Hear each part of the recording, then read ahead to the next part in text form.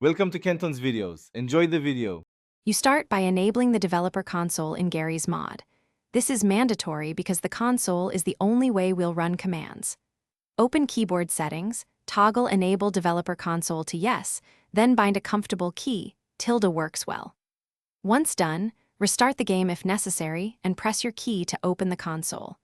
You want to confirm it accepts input, so type a simple command like host timescale 1 and press enter to verify it executes. Once the console is open, you'll use specific commands to change gameplay quickly.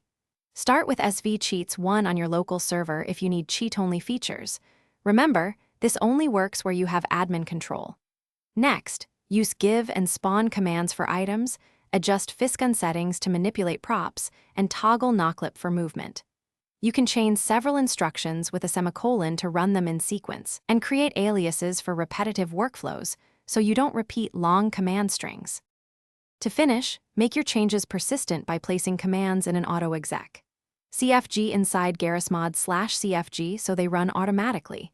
This is the only reliable way to keep settings. Once done, double-check ownership and admin rights if commands silently fail.